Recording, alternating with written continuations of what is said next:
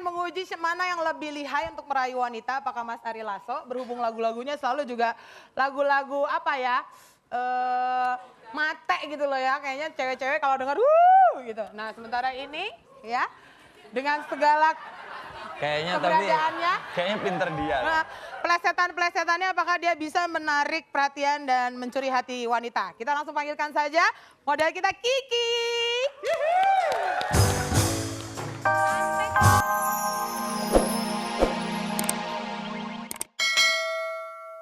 Ke Mas Ari. Mas Ari waktu itu apa yang menyebabkan Mas Ari ingin berhenti dari pemakaian narkoba ini? Udah capek ya, udah capek. Jadi memang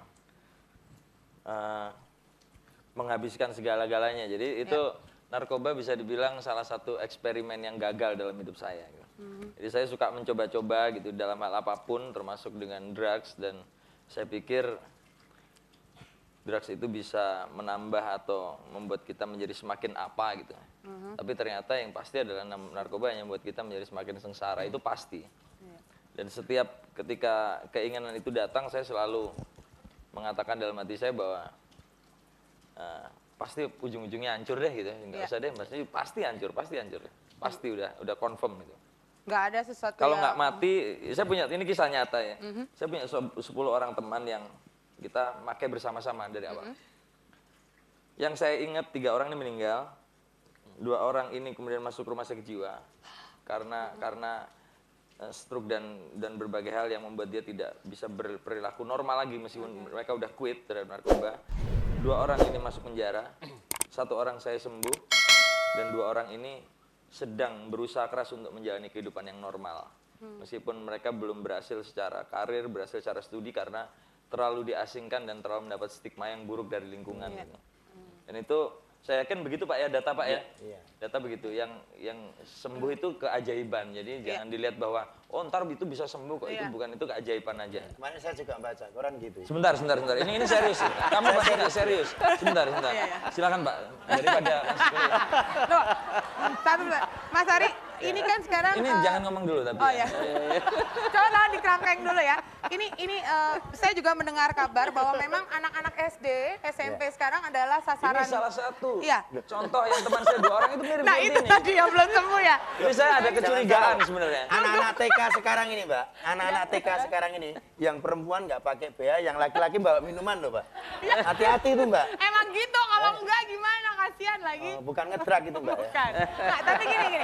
Tadi saya bicara sama Pak Arifin bahwa memang concern dari BNN dan juga kita semua bahwa narkoba itu sudah meluas ke anak-anak. Nah sekarang kan Mas Ari juga punya seorang putri kecil ya. Betul. Apakah sudah mulai disosialisasikan? Karena memang cara penyebaran drugs di antara anak-anak kecil salah satunya adalah lewat permen. Mungkin ada orang yang iseng-iseng kasih permen, pertamanya mungkin enak, lama-lama edik ya. Padahal masih kecil gitu loh. Gimana Mas Ari sendiri? Jadi, ada langkah-langkah? Ini pendapat pribadi ya, sekali lagi ini pendapat pribadi. Ini sekali lagi pendapat pribadi saya.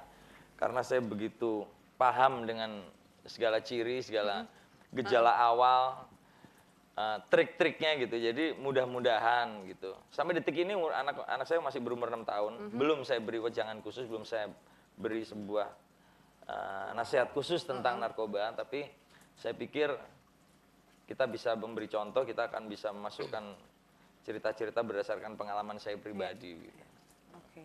Nah ini Pak, kembali lagi ke Pak Arifin. Ini soal Hani yang tanggal 26 Juni sebenarnya adalah Hari Anti Narkoba Internasional. Berarti kita juga sebenarnya BNN dan di Indonesia khususnya juga dengan LSM narkoba lainnya harusnya punya satu rangkaian kegiatan. Kira-kira kegiatan apa saja?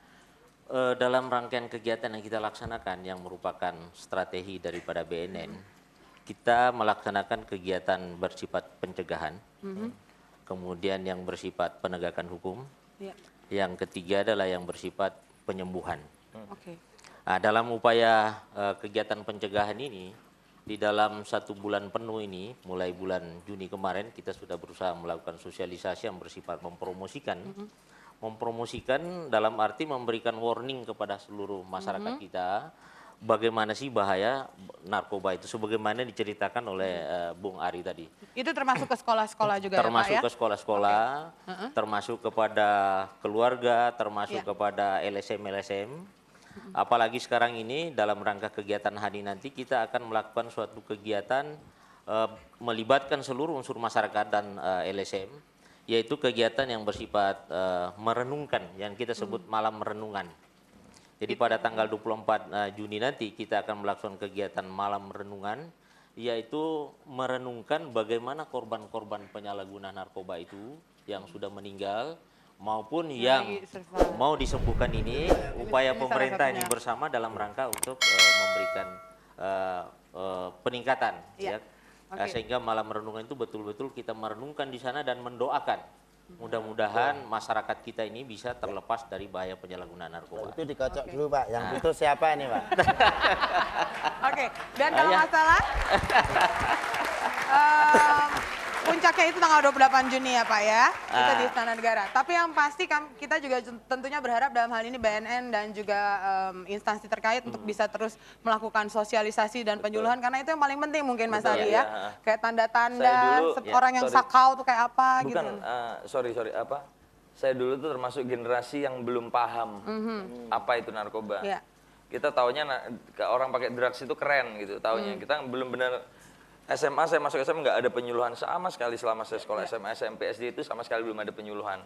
Dan ketika salah satu generasi pertama yang menjadi korban adalah generasi tahun 90-an, pasti banyak teman dari Tika juga yang...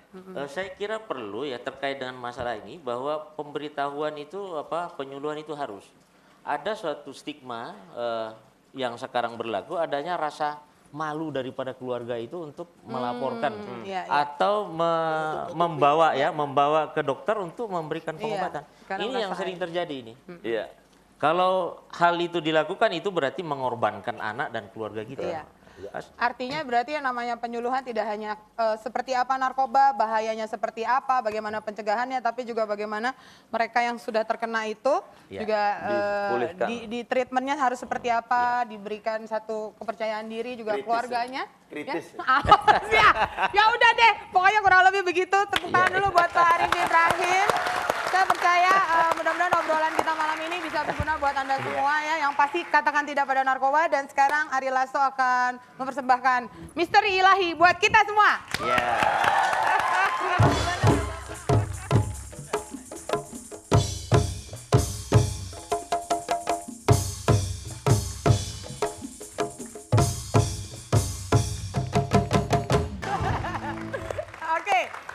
Di segmen ini kita akan menguji mana yang lebih lihai untuk merayu wanita, apakah Mas Ari Lasso, berhubung lagu-lagunya selalu juga lagu-lagu apa ya, mate gitu loh ya, kayaknya cewek-cewek kalau dengar gitu. Nah sementara ini ya, dengan segala keberadaannya, kayaknya pinter dia. Nah, plesetan-plesetannya apakah dia bisa menarik perhatian dan mencuri hati wanita. Kita langsung panggilkan saja model kita, Kiki.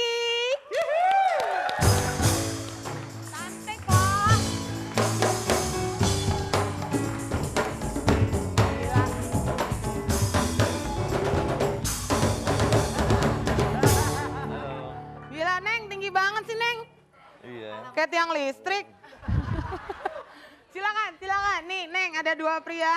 Silakan Neng Kiki yang menghibur. Kiki. Namanya Kiki, Mas. Aku dulu deh, yang nggak bisa. Kiki berwarna aja. Oh, Kiki berwarna. Nggak usah ikutan, nggak bisa ngerayu. Aduh, bohong masa. Kalau Anda nggak bisa merayu, kalau nggak bisa merayu jalan kaki aja. Itu merayap ya. Melayu. Kampung Melayu. Gue kira merayap.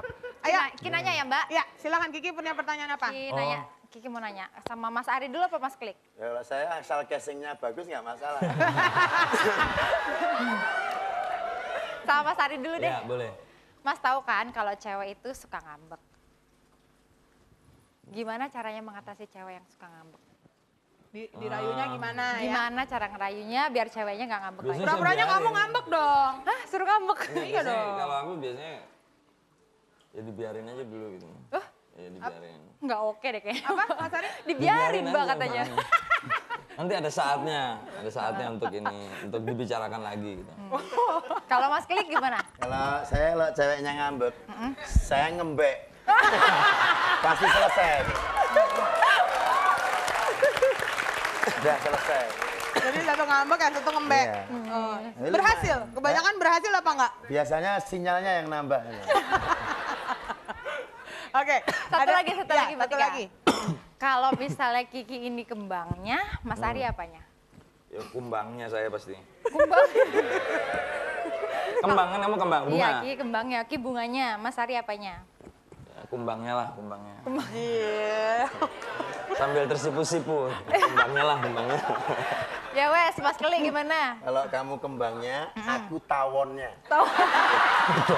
Beda. Berarti yang di tengah bukan kembangnya dong, orang. Beda. Beda. Kalau kumbang nggak bisa nyengat, kalau tawon sengatannya, Mbak. Oke.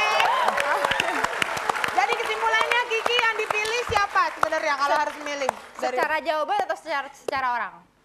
Ya secara jawaban dan ya apakah jawabannya sesuai dengan orangnya gitu dong? Kalau nggak melalui polling in love aja lah. Falling in love. Kiki pilih Mas Ari aja deh, Mbak Tika. Nanti kalau kamu ngambek aku cuekin loh. Kenapa milih Mas Ari? Kan Mas Ari soalnya penyanyi, syairnya bagus-bagus. Ini gimana nih? Buktikan. Kalau ini? Buktikan. Pakai C, Mas C. Coba ngasih C. Apa C?